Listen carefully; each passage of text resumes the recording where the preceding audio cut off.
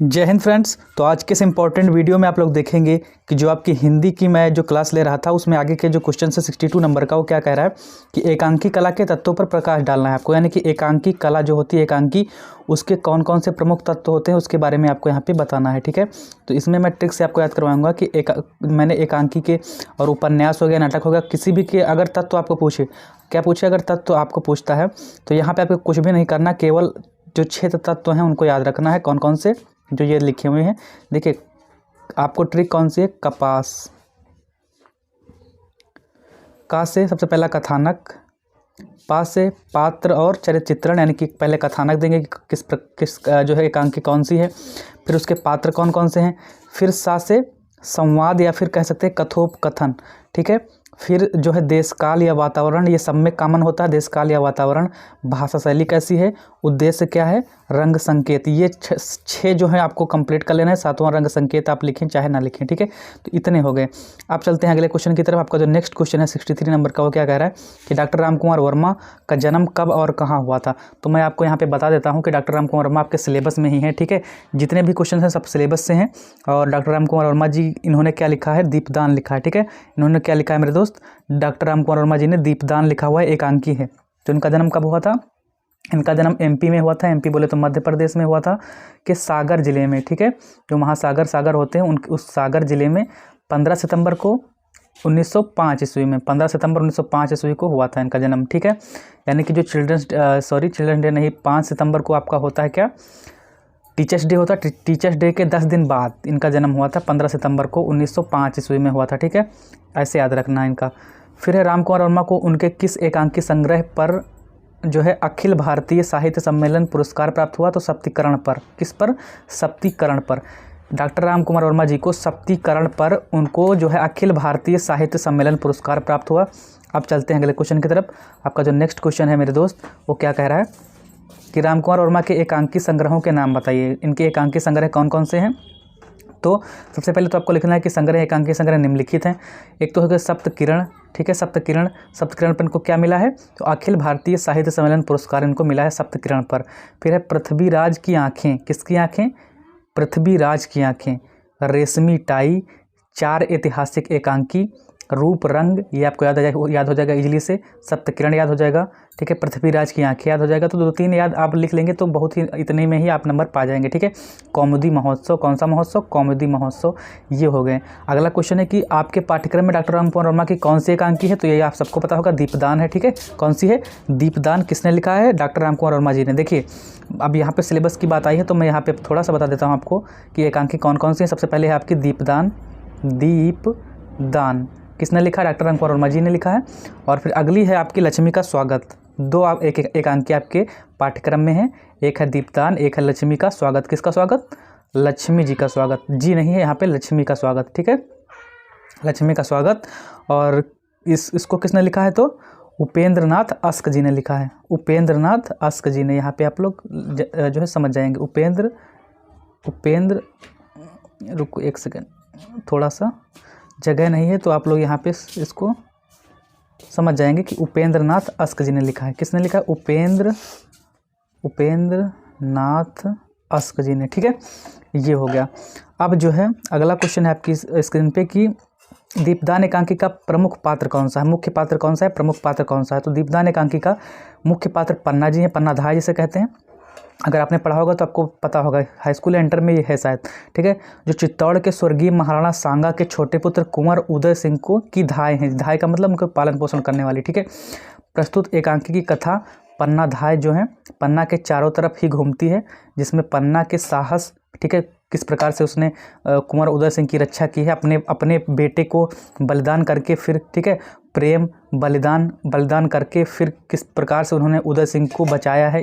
जो है तो साहस की बात तो है ही, क्योंकि कोई भी माँ अपने पुत्र को सबसे ज़्यादा प्रेम करती है, तो उसी का मतलब जो है कह सकते हैं कि अपने बेटे का बलिदान करके फिर दूसरे के बेटे को बचाया है उन्होंने। तो साहस की बात तो है ही यहाँ पे, अपने धाय है तो धाय का पूरा फ़र्ज निभाया है यहाँ पे। ठीक है, बलिदान स्वामी भक्ति भी है, आदि का प्रस्तुतिकरण किया गया है।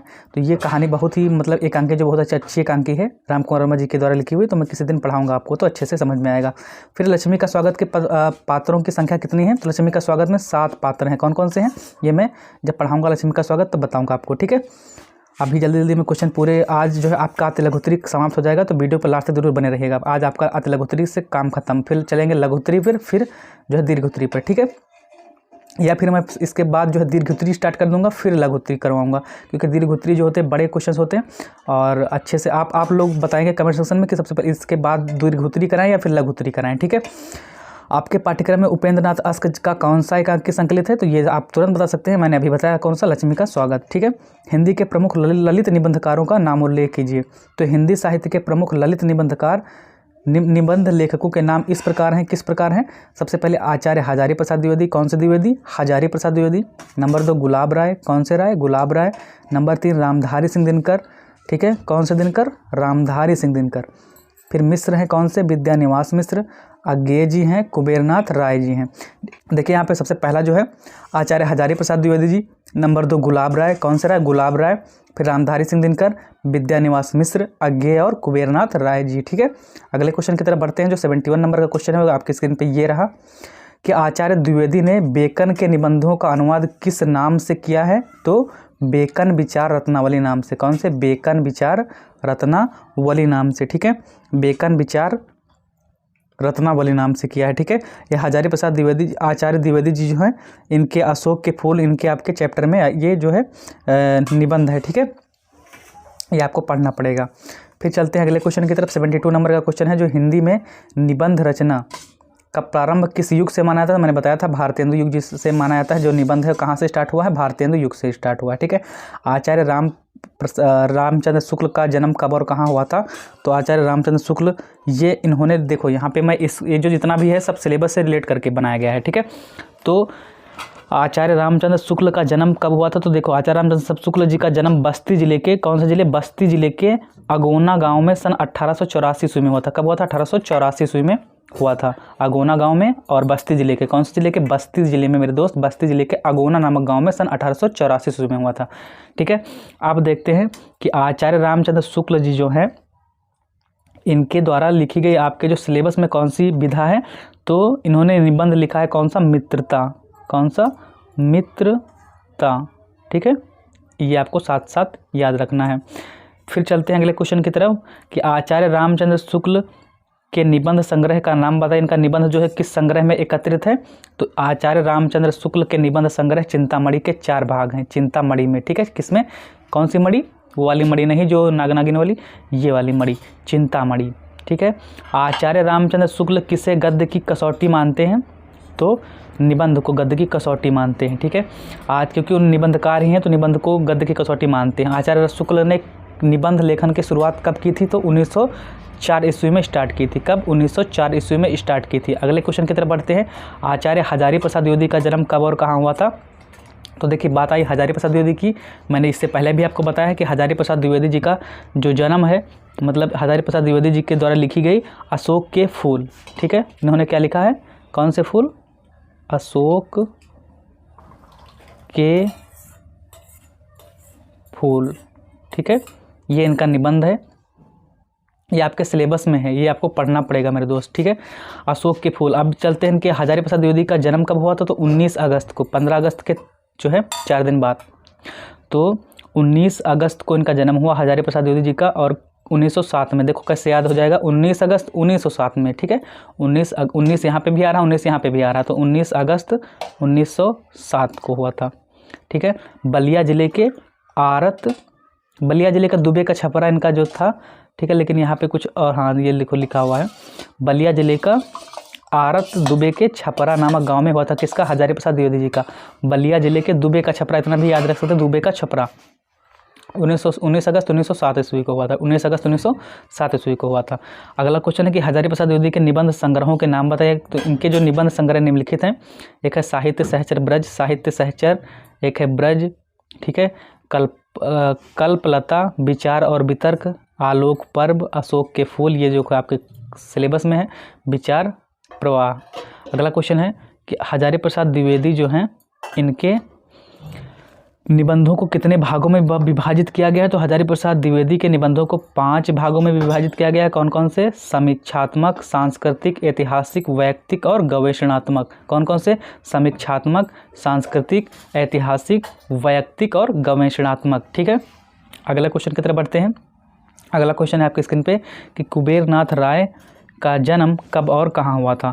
तो कुबेरनाथ राय की बात करते हैं अगर मेरे दोस्त, तो यहाँ पे कुबेरनाथ राय जी का जन्म कब हुआ था? 1935 ईस्वी में। ठीक है, इनका जो कुबेरनाथ राय जी हैं, इन्होंने लिखा क्या है, सबसे पहले ये बता देता हूँ। तो कुबेरनाथ राय जी ने लिखा है आपका उत्तरा फाल्गुनी के आसपास, उत्तरा फाल्गुनी के आसपास। ठीक है, याद रखना आपको, उत्तरा फाल्गुनी के आसपास। और इनका जन्म कब होता है?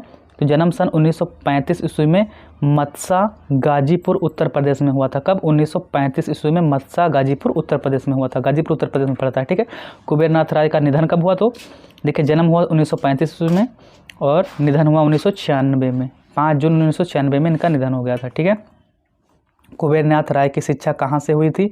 तो कुबेरनाथ राय जी की शिक्षा जो है काशी हिंदू विश्वविद्यालय, सबसे प्रतिष्ठित विश्वविद्यालय, और कलकत्ता विश्वविद्यालय से हुई थी। ठीक है, अगले क्वेश्चन की तरफ बढ़ते हैं कि कुबेरनाथ राय जी जो हैं, इनकी रचनाओं का नाम उल्लेख कीजिए। इनकी रचनाओं के बारे में बताना। तो कुबेरनाथ राय जी की रचनाएं निम्नलिखित। देखिए, इतनी सारी रचनाएं लिखी हैं, आपको सारी रचनाओं के बारे में नहीं बताना है। आप अगर 4-5 भी इसमें से याद कर लेते हैं तो आपके लिए बहुत ही बड़ी, मतलब अच्छे से अच्छे अंक प्राप्त कर सकते हैं। ठीक है, तो प्रिया नीलकंठी एक हो गया, रस आखेटक, ठीक है, गंधमादन, विषाद योग, निषाद। देखिए, विषाद योग, निषाद बांसुरी, ऐसे याद हो जाएगा, विषाद निषाद, विषाद योग, निषाद बांसुरी। पर्ण मुकुट, मणि कुतुल के नाम, महाकवि की तर्जनी, किरात नदी में चंद्र प्रमुख, चंद्र मधु, और मन पवन की नौका, त्रेता तथा वृहद सास, त्रेता तथा वृहद साम। ठीक है, कामधेनु। यहाँ पे देखिए, कुबेरनाथ जी की रचनाएं इसमें से कौन कौन याद हो सकती है आपको? विषाद योग, निषाद बांसुरी, पर्ण मुकुट, ठीक है, पर्ण मुकुट, प्रिया नीलकंठी, रस आखेटक, और ये त्रेता तथा बृहद साम, कामधेनु। ये तो याद ही हो जाएगा, कामधेनु। ठीक है, इतनी याद कर सकते हैं आप। इतनी में से आप जितने भी याद कर पाए वो आपकी मेमोरी पे डिपेंड करता है। अगला क्वेश्चन है कि कुबेरनाथ राय किस प्रकार के निबंधकार थे? तो कुबेरनाथ राय भारतीय संस्कृति के उदात्त स्वरों को आधुनिक जीवन संदर्भ में व्याख्यायित करने वाले रसधर्मा ललित निबंधकार थे। कौन से थे? देखिए, कुबेरनाथ राय जी तो भारतीय संस्कृति के बारे में उन्होंने बहुत चीज़ें बताई हैं कि कैसे कल्चर होता है। ठीक है, संस्कृति के उदात्त स्वर जो होते हैं, उदात्त स्वरों को आधुनिक जीवन संदर्भ में व्याख्यायित करने वाले रसधर्मा ललित निबंधकार थे। ठीक है, अगला क्वेश्चन है कि कुबेरनाथ राय का प्रथम निबंध संग्रह कौन सा है?